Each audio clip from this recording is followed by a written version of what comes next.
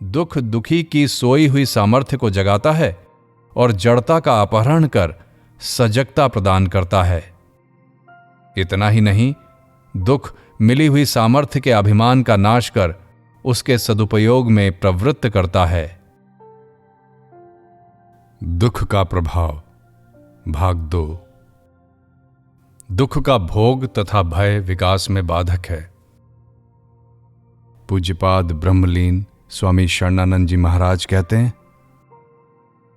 दुख का भोगी दुख के भय से किसी भी प्रकार दुख का अंत नहीं कर सकता। दुख के प्रभाव में ही दुख का अंत निहित है।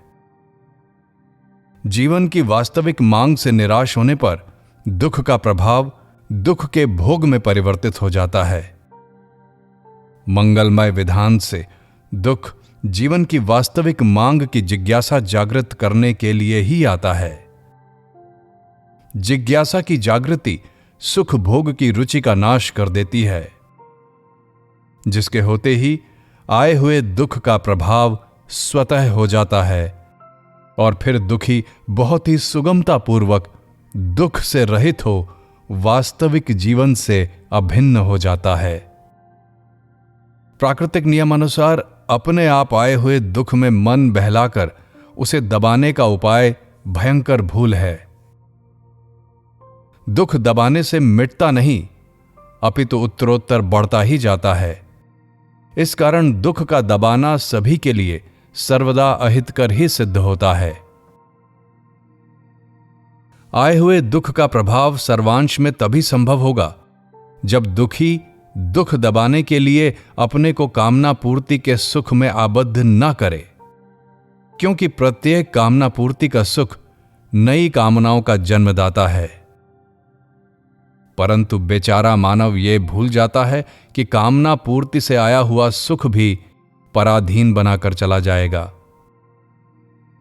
इसके अतिरिक्त यह निर्विवाद सिद्ध है कि सभी कामनाएं कभी किसी की पूरी नहीं होती।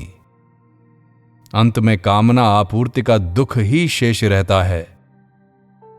तो फिर कामना पूर्ति के सुख से आए हुए दुख को दबाना कुछ अर्थ नहीं रखता, अपितु दुख के दबाने के प्रयास से प्राप्त सामर्थ्य का दुर्व्यय ही सिद्ध होता है। यदि वैधानिक रूप से भी कामना पूर्ति का सुख आ जाए, तो भी मानव को सावधानी पूर्वक उसका सद्व्यय कर अपने को सुख भोग से विमुख कर आए हुए दुख के प्रभाव से प्रभावित होना चाहिए। तभी सर्वांश में सदा के लिए दुख का नाश हो सकता है। बेचारा दुख का भोगी आए हुए दुख का कारण दूसरों को मान लेता है। उसका बड़ा ही भयंकर परिणाम यह होता है कि वह दुख के मूल हेतु की खोज ही नहीं कर पाता, अपितु क्षुभित तथा क्रोधित होकर अपने को असमर्थ बना लेता है, कर्तव्य से च्युत हो जाता है और वास्तविक जीवन की विस्मृति हो जाती है, जो विनाश का मूल है। जब मानव अपने दुख का कारण किसी और को नहीं मानता, तब उसे दुख के कारण का बोध हो जाता है और दुख के सदुपयोग की सामर्थ्य अपने आप आती है, जो विकास का मूल है।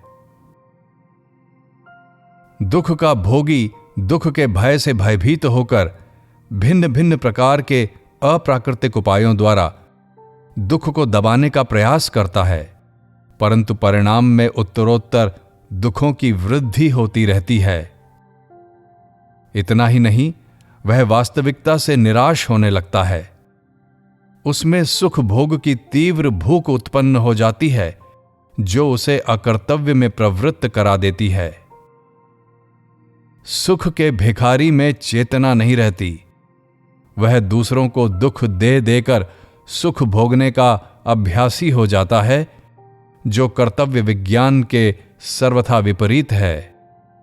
अर्थात उसके स्वभाव में अकर्तव्य की ही प्रवृत्ति बढ़ती रहती है, जिससे उसका जीवन समाज के लिए अहितकर ही सिद्ध होता है।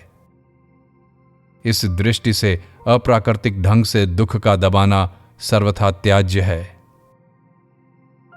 तीव्र दुख का होना दुखी के लिए अहितकर नहीं है, अपितु सर्वदा हितकर ही है। दुख आने पर हार स्वीकार करना भी दुखी के विकास में बाधक है। दुख दुखी की सोई हुई सामर्थ्य को जगाता है और जड़ता का अपहरण कर सजगता प्रदान करता है। इतना ही नहीं, दुख मिली हुई सामर्थ्य के अभिमान का नाश कर उसके सदुपयोग में प्रवृत्त करता है। सामर्थ्य का सद्व्यय आवश्यक सामर्थ्य की अभिव्यक्ति में हेतु है। इस दृष्टि से दुख का प्रभाव असमर्थता का अंत कर साधक को अकर्तव्य, असाधन और आसक्तियों से मुक्त करा देता है, जिससे उसका सर्वोत्तमुखी विकास स्वतः हो जाता है। यदि साधक दुख के प्रभाव से प्रभावित होकर असंगतापूर्वक स्वाधीनता के साम्राज्य में प्रवेश नहीं पा सकता, तो अन्य किसी प्रकार स्वाधीनता प्राप्त करना संभव नहीं है। कारण कि दुख का प्रभाव ही सुख भोग की रुचि का नाश कर पराधीनता से मुक्त करने में समर्थ है। बेचारा दुख का भोगी सुख भोग की रुचि से रहित नहीं होता। इस कारण दुख आने पर भी दुख का सदुपयोग नहीं कर पाता। जिस मंगलमय विधान से दुख आया है, उसने दंड नहीं दिया है, अपितु मानव के हित के लिए दुख का प्रादुर्भाव किया है। विधान उस अनंत का प्रकाश है जो सभी का परम सुहृद है। अतएव दुख भोगने के लिए दुख नहीं दिया गया है। दुख सुख की दास्ता से मुक्त करने के लिए आया है। दुख से डरो मत, अपितु उसका आदरपूर्वक स्वागत करते हुए अपने पर उसका प्रभाव होने दो। दुख के भोगी मत बनो। यह तभी संभव होगा जब निर्विवाद रूप से विकल्प रहित हो यह स्वीकार करोगे कि आए हुए दुख के प्रभाव में ही अपना परम हित है। जब साधक दुख से भयभीत नहीं होता और दुख आने पर सुख का आह्वान नहीं करता, तब उस पर आए हुए दुख का प्रभाव स्वतः होने लगता है, जिसके होते ही दुख में दुख के दर्शन की तो कौन कहे, सुख में भी दुख का दर्शन होता है। फिर सुख का प्रलोभन, सुख भोग की रुचि और उसकी आशा शेष नहीं रहती।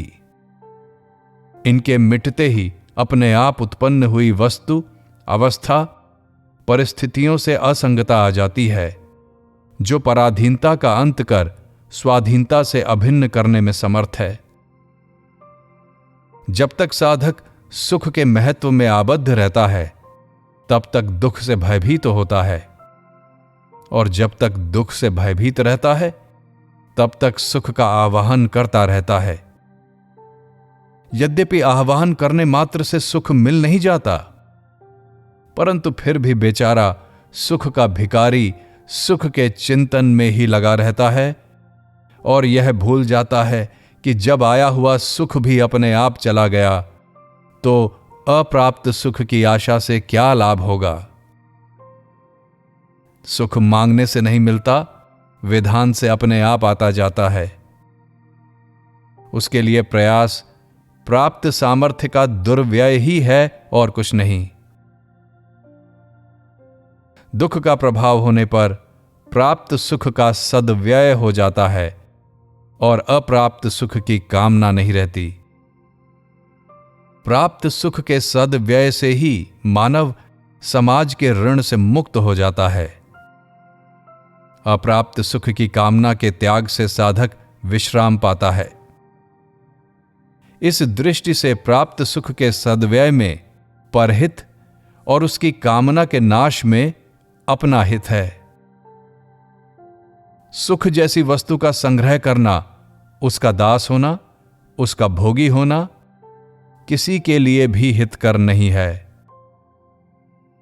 प्राकृतिक नियम अनुसार प्रत्येक सुख के आदि और अंत में दुख का प्रादुर्भाव स्वतः होता है, परंतु बेचारा सुख का भोगी उस पर दृष्टि नहीं रखता। यह देखता ही नहीं कि सुख के आदि और अंत में दुख है। इतना ही नहीं, दुख का भास होते ही वह सुख की प्राप्ति के लिए प्रयास करने लगता है। यद्यपि सुख आते ही उसके जाने का क्रम आरंभ हो जाता है, तथापि प्राणी प्रमादवश उसमें स्थिरता मान लेता है। किंतु विधान के अनुसार सुख में अल्पकाल के लिए भी स्थिरता नहीं है, सतत परिवर्तन होता रहता है। यदि इस पर दृष्टि रहे तो सुख का स्वतंत्र अस्तित्व ही सिद्ध नहीं होता। जिसका स्वतंत्र अस्तित्व ही नहीं है, उसमें जीवन बुद्धि स्वीकार करना भारी भूल के अतिरिक्त और कुछ नहीं है। दुख में सुख की प्राप्ति का प्रयास और सुख के अस्तित्व को स्वीकार कर उसमें जीवन वृद्धि रखना अपने को आए हुए दुख के प्रभाव से विमुख करना है, जो विनाश का मूल है। साधक के पुरुषार्थ की पूर्णता दुख के प्रभाव में ही है। जब तक दुख का प्रभाव नहीं होता, तब तक सर्वोत्तमुखी विकास संभव नहीं है।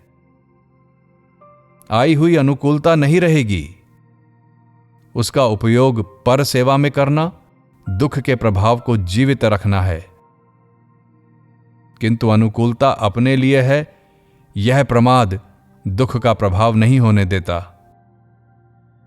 दुख का प्रभाव ही दुख की निवृत्ति में हेतु है। इस महामंत्र को अपनाना मानव मात्र के लिए अनिवार्य है। दुख के प्रभाव के अतिरिक्त सर्वांश में दुख की निवृत्ति कभी भी संभव नहीं है। ऐसे महत्वपूर्ण दुख के प्रभाव से अपने को वंचित रखना अपने द्वारा ही अपना सर्वनाश करना है। दुख का प्रभाव सुख के प्रलोभन का नाशक है, सुख का नहीं।